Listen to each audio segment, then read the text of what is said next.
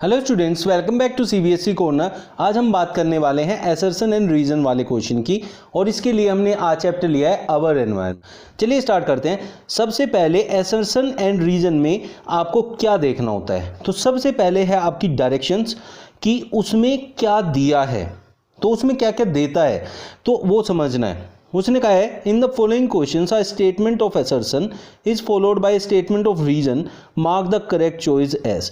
तो ये correct choice है आपकी ए तब बताना है जब असर्शन भी और रीजन भी दोनों सही होते हैं। एक तो पहली बात दोनों अलग अलग सही होने चाहिए, और दूसरी होती है कि जो रीजन दिया है वो असर्शन का करेक्ट एक्सप्लेनेशन भी है। बी ऑप्शन तब बताना है जब असर्शन और रीजन दोनों सही है, लेकिन जो रीजन है ना वो असर्शन का नहीं है, मतलब जो हमने स्टेटमेंट दिया है उसका रीजन नहीं है। बाकी दोनों ठीक है लेकिन रीजन उसका नहीं है। सी ऑप्शन जब देना है जब असर्शन ए सही है लेकिन आर फॉल्स है, मतलब वो उसका भी नहीं है बाकी फॉल्स ही है, उसका कोई लेना देना ही नहीं है। Assertion A is false but reason R is true, मतलब रीजन उसका नहीं, रीजन का जो स्टेटमेंट है वो सही है, तब ये ऑप्शन देना है। लेकिन असर्शन जो ए स्टेटमेंट है वो बिल्कुल गलत है, तब डी ऑप्शन देना है। दोनों गलत होंगे ऐसा कोई ऑप्शन इसमें दिया नहीं है, इसका मतलब असर्शन और रीजन में से कोई एक तो सही होगा ही होगा। तो इसलिए चलिए देखते हैं फर्स्ट क्वेश्चन में क्या दिया है।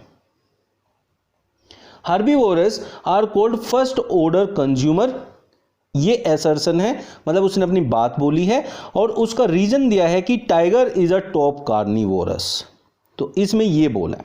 अब हम देखेंगे कि इसमें क्या बात सही है। Herbivores are called first order consumer, ये बात बिल्कुल सही है।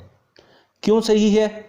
देखिए, जो हर्बीवोरस होते हैं वो अपना खाना लेते हैं प्लांट से, तो हम इसको कहते हैं फर्स्ट ऑर्डर कंज्यूमर। तो फर्स्ट ऑर्डर किस में? कार्निवोरस में, ठीक है।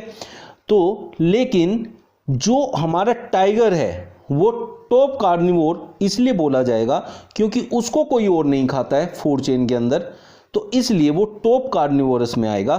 तो assertion A is correct, reason is also correct. But जो हर्बीवोरस है वो फर्स्ट ऑर्डर कंज्यूमर क्यों है, रीजन में उसको बताया नहीं है। रीजन वाली बात भी सही है लेकिन वो इसको एक्सप्लेन नहीं करती है कि वो क्यों है, इसलिए हम कहेंगे कि दोनों सही है but reason is not of assertion.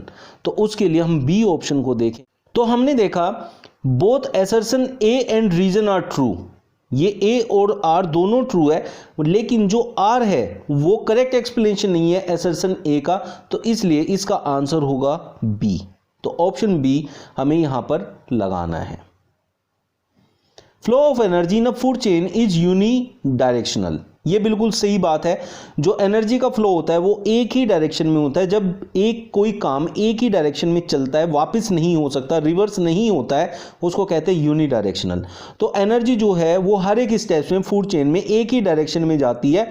जैसे अगर ऑटोट्रॉप्स ने एनर्जी ली है सोलर से, तो वापस सोलर को वो एनर्जी प्रोवाइड नहीं कर सकते हैं, तो इसलिए हम उसको यूनी डायरेक्शनल कहते हैं। Reason: energy captured by autotrophs does not revert back to solar input and it passes to the herbivorous। तो ये बात बिल्कुल सही है और ये इसका एक्सप्लेनेशन भी है, तो इसका मतलब हम ऑप्शन ए बताएंगे, जो कि हमने यहाँ देखा था कि A and R R true and R is the correct explanation of assertion A.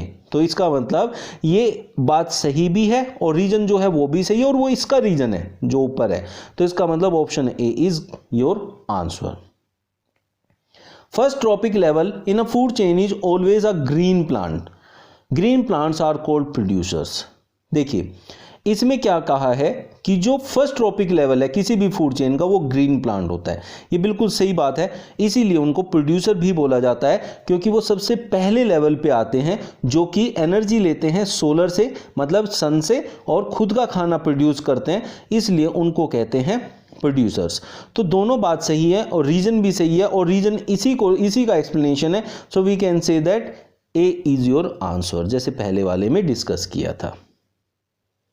Decomposers keep the environment clean, decomposers जो हैं एनवायरनमेंट को क्लीन करते हैं। डिकम्पोजर क्या होते हैं, जो भी चीज़ें मर जाती तो उनको खा खा के खत्म कर देते हैं, ठीक है। तो उसको क्या कहते हैं, डीकंपोजर कहते हैं। अब उसने कहा है decomposer keep the environment clean, जब वो उसको वहां से सफाया कर देते हैं डेड बॉडी का, तो इसलिए वो हमारे एनवायरनमेंट को क्लीन करते हैं। तो इसलिए हमारा असर्शन ए जो है वो बिल्कुल सही है। लेकिन क्या ये रीजन जो है वो सही है और क्या इसी का रीजन है, तो वो भी देख लेते हैं। They recycle matter by breaking down the organic remain and waste products of plants and animals.